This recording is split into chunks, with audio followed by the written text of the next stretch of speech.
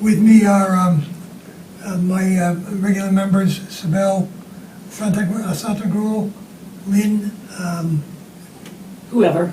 Lynn Eichel. Austin Higgins, and Matt Cole. I don't know why I'm freezing tonight. I didn't think what I was going to say.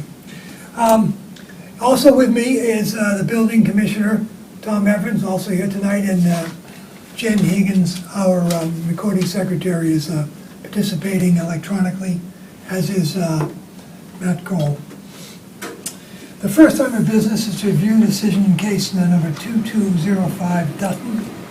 Let me assure the committee that the typos that you got on the misalignment did not, I don't know how that happened, but it isn't in the final decision. I should also tell you that I was a little bit less confident than I should have been, I think, with the numbers in terms of the coverage of the different buildings on the building. And I went back to our council and asked him to confirm the numbers, and he came back to me with the numbers in the decision are a little bit higher than the numbers, not significantly, than the numbers that were given. You remember at the hearing, you came up with the coverage for the house, Sibel. That wasn't in the package. So, about those numbers. And they pretty much came in there a little bit higher, that's all. So the numbers in the decision are a little bit higher than the numbers in the application, but not significant. Any questions or comments or amendments to the decision? Matt, anything on the decision? No, and I wasn't part of that hearing, so. No, that's right. That's right. Sorry. Okay, then that's been approved. We have to review the minutes of July 19th. You've all been sent a copy of the minutes. Are there any questions or comments or amendments to the minutes? Do we have a motion? I move to approve them. In a second? I'll second. All right.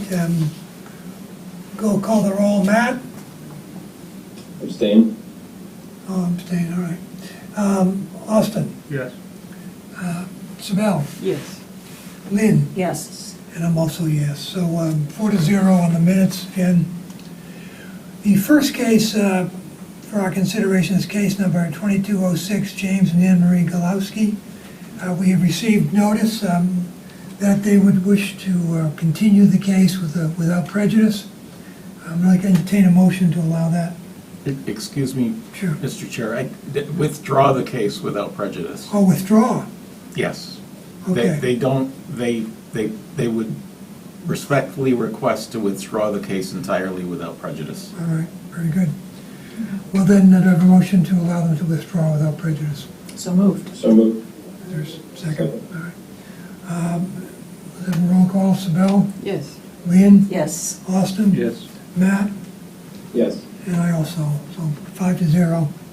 The next item is the case number 2207, John and Jessica Noble, for a special permit under bylaw section 16421A, note 5, and 16444. Good David, evening, David Little from Ryder and Wilcox, representing the Nobles. The Nobles own what was formerly known as the Bessie property on near the corner of Tonsett Road and Main Street in New Orleans. And I appeared before the ZBA several years ago with a case to put a front porch back on the front of the house, which it originally had, and at that time we were before the zoning board for the same reason, to exceed the 4,000 square feet in coverage, and that was approved. And now the Nobles would like to move a shed onto their property, and I provided the zoning board with a copy of the assessor's map. At one point in time, the Bessie property included these 3 lots, and the house, and the barn, and the shed were all part of the same property. And since then, 2 of the lots have been sold, and a developer is going to be building houses on them. But the Nobles have reached an agreement with the developer to move this old shed onto their property, and I've prepared a certified plot plan showing where we would like to move it. It's going to be in the easterly corner of their property and conform with the setback requirements. Before doing this, I consulted with the Historic Commission. Both the house and the barn are considered significantly historic structures. And I checked on the shed. The shed is not included in that, but it's very old, and the Nobles would like to move it and restore it, put it on a new foundation. I provided you with pictures of what it looked like. And the bottom line with this presentation is that we exceed the 4,000 square foot threshold with respect to building coverage. It's not, it's simply a special permit because of the trigger. We are going to be at 4,654 square feet, which is 5.8% of the lot area. And we believe that it's a good use and an appropriate use to bring this historic shed back onto the site to bring these three buildings back together.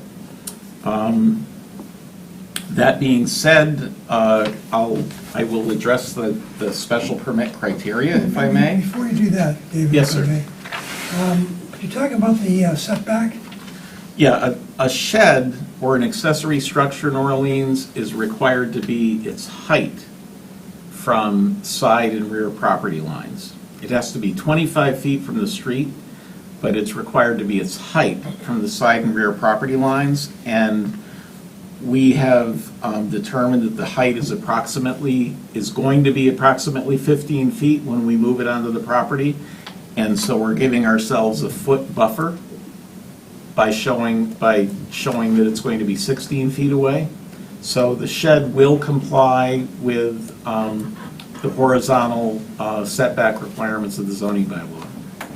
My own edification, could you show me where that is? Do you know where that is in the code?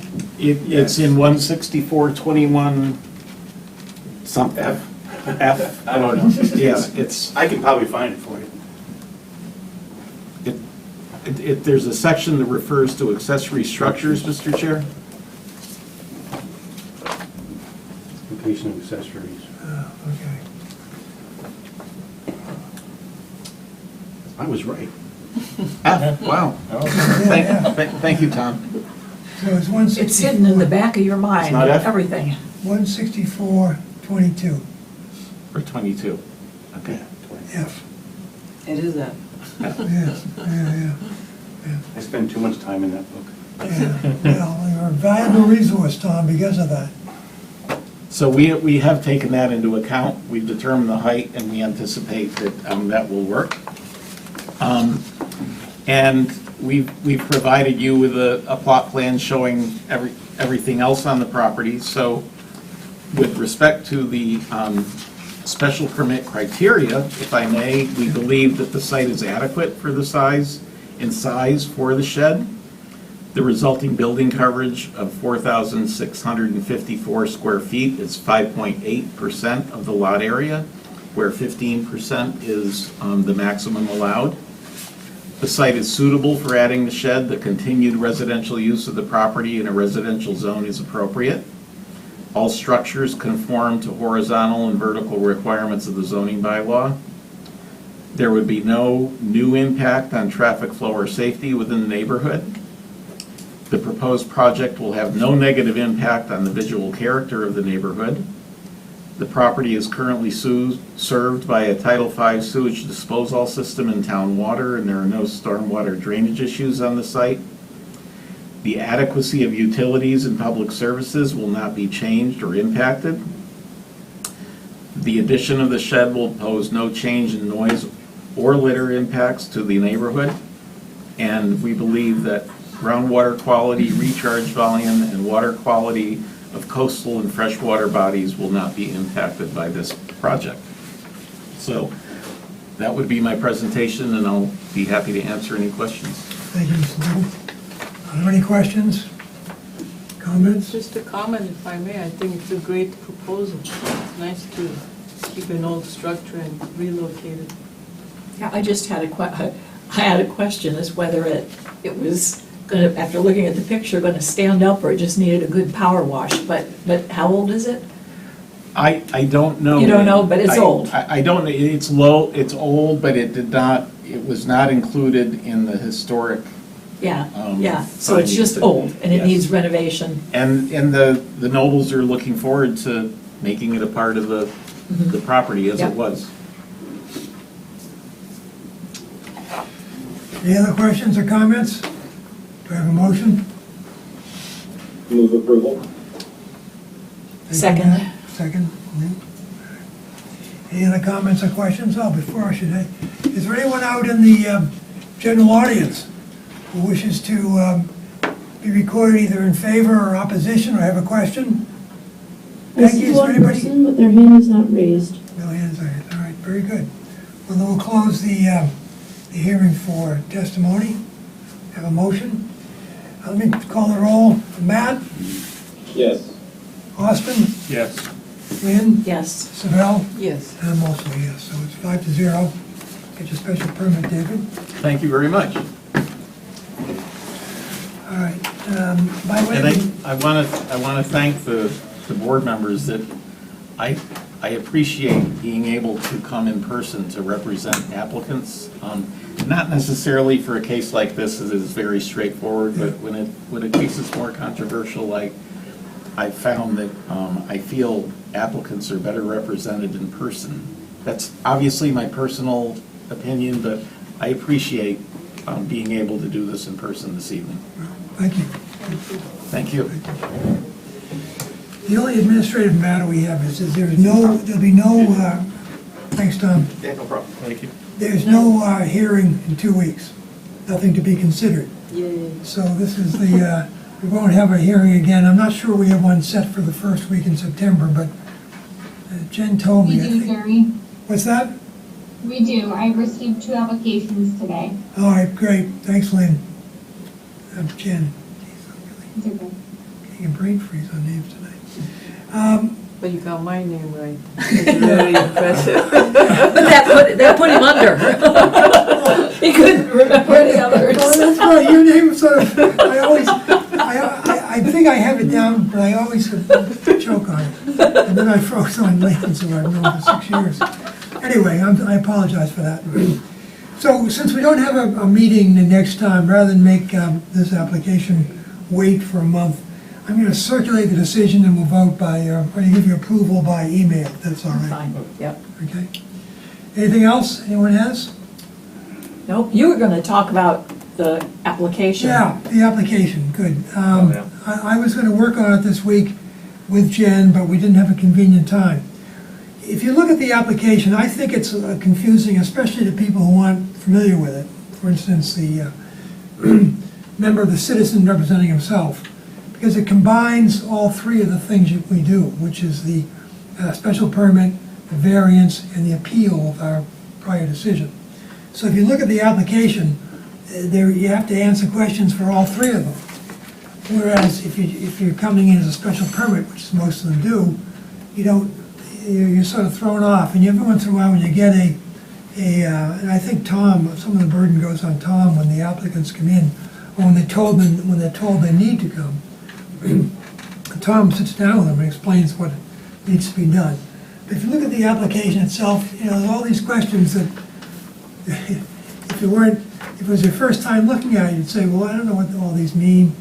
And I just thought if we separated them into 3 separate applications, so that when you came in, you knew you needed a variance, you had a variance application, or a special permit application. And I also I feel strongly that we should request every applicant to do a narrative. What is bringing you here? Why are you here? What is it you need, and why do you fall into the? Most of the attorneys do it. David does it. Ben does it. Ben does it every time. Ben does a very thorough one usually. And I think even the pro se applicant can do that. I need a special permit because I want to add addition to the house and X, Y, Z. As opposed to us going through and looking at it It just makes it easier for us, it saves us time, and also, I think it's better for people who are, the general public who want to know what's going on. I don't know why it hasn't been a part of it. I think an abstract of some sort would be. Yeah, it doesn't have to be lengthy, a couple of sentences. I want to add a new deck, and it's gonna put me over 4,000 square feet. That's it. Yeah. You know, I actually, I know you say David does a narrative, but I thought the narrative was thin. Like, I thought, okay, this looks like a wreck. Why are they moving this thing? And what's this little slice of a lot over here? Yeah. And they're moving it from, what? And there's a little arrow that said it goes here. Right. And I'm trying to, you know, it would have been helpful to just say, old, we want to move it. Yeah. Property used to be, just three and just, I mean, 2 sentences worth Right. would be helpful, and we could just fly. Well, So, that's my point, exactly, yeah. It is, there's all differences. The pro se's never do it because it's not asked for. And those are the ones where you really need it because they don't do the rest of it that thoroughly. And then some of the professionals don't do it either. And I think we should have it. I think it makes more sense. So what I haven't done is I haven't checked with George Meserve yet to see if he has a difficulty with us doing 3 separate applications.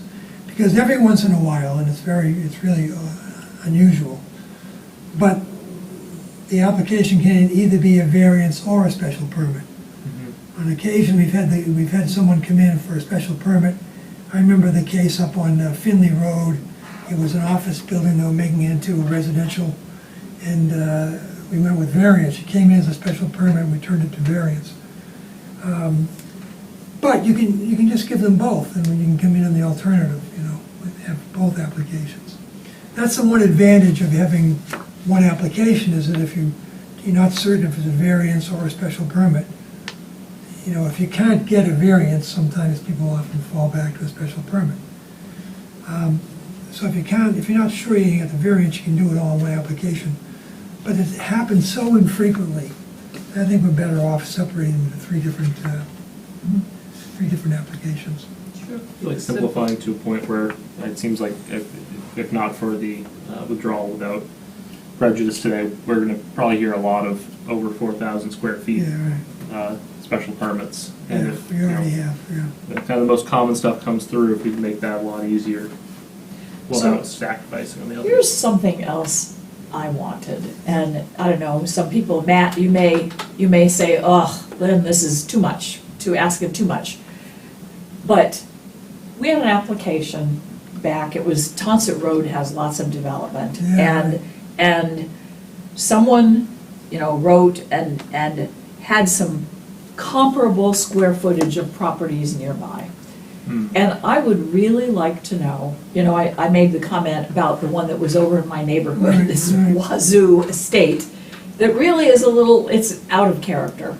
And they used properties that weren't nearby. Can we just ask for, if you're asking for, you know, you're building a new place and it's in a neighborhood, just some characterization of the comparable structures in the neighborhood? It's not in the, we ask the question, or does that belong with the questions and not in any narrative? But then you have to also define neighborhood precisely, right? Well, yeah. Maybe with something as simple as just a town map with posted locations of where the comparables are.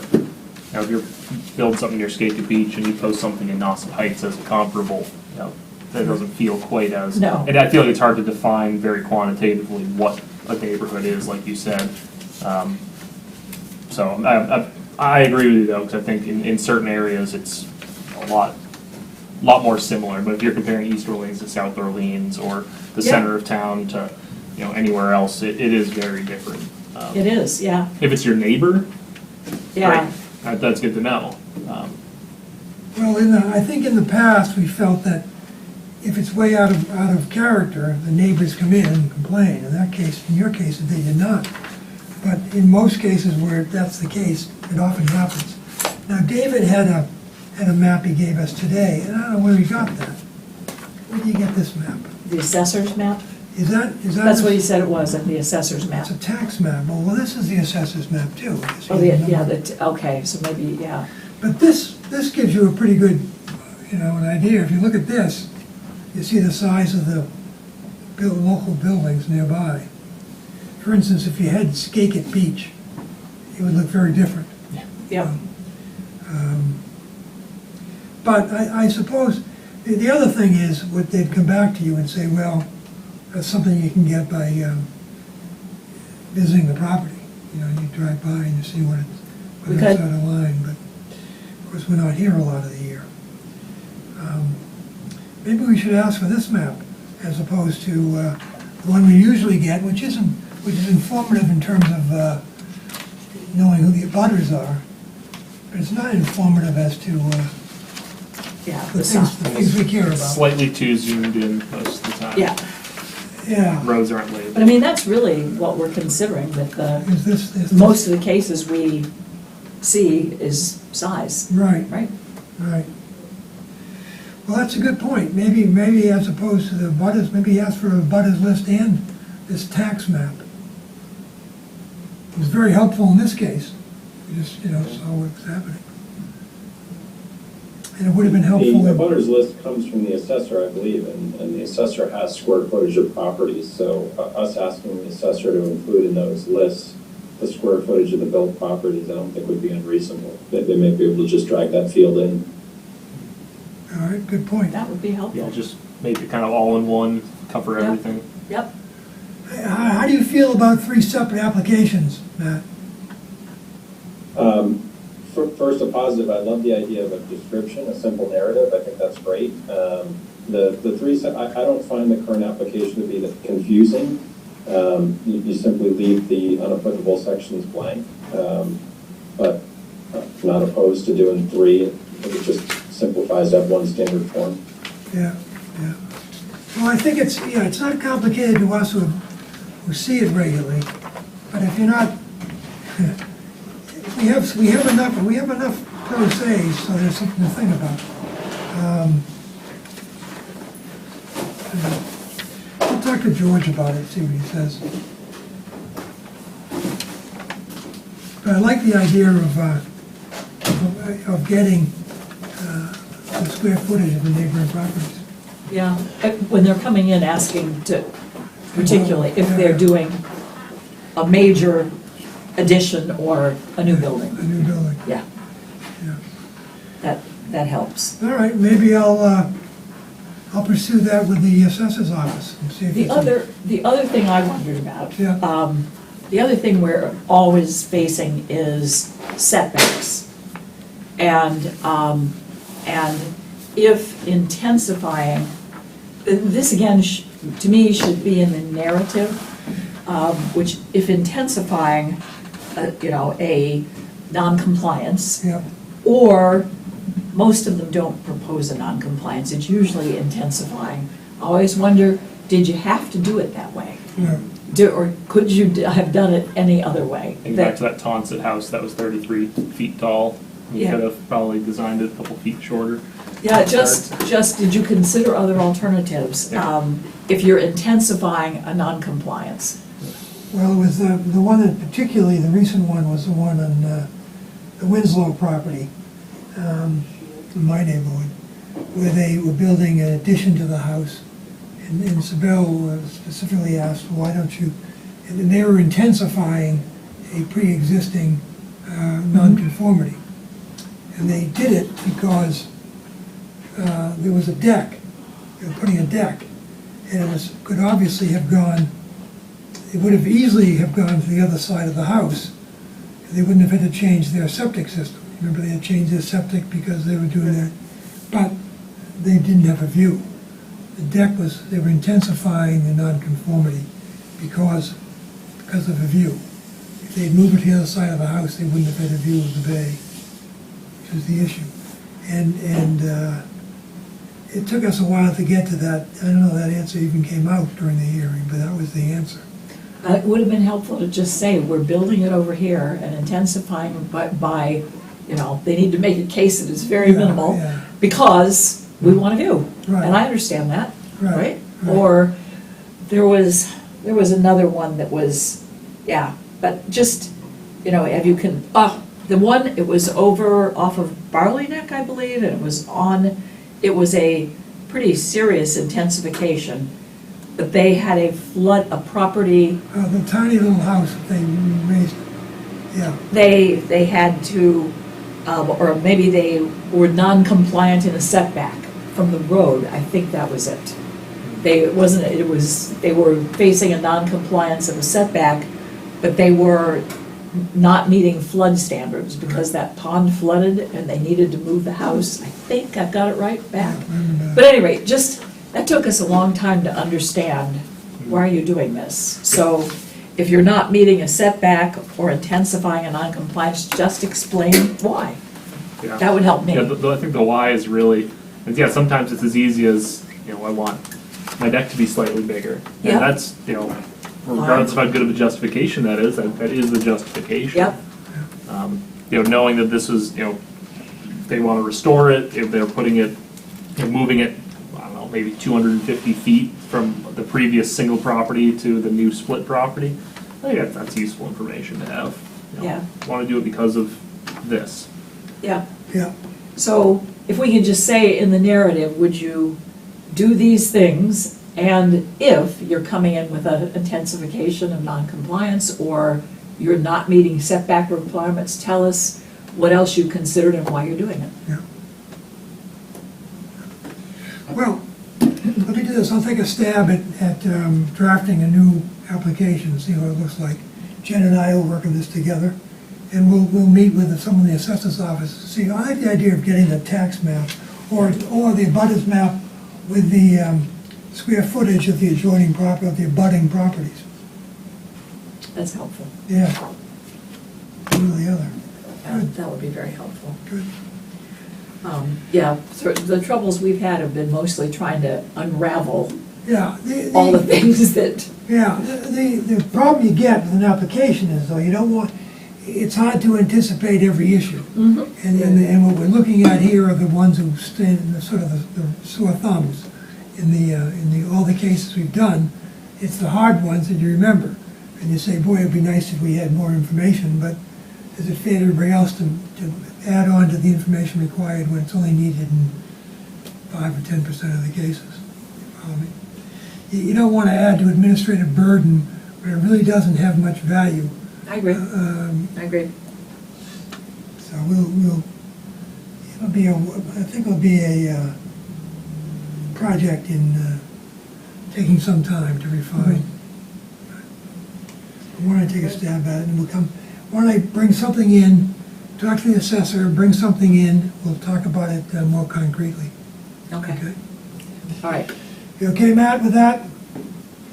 Sounds great, thank you. Yeah, good. Anything else? Motion to adjourn? So All in favor? Second? And we took the roll, it was Yes. unanimous.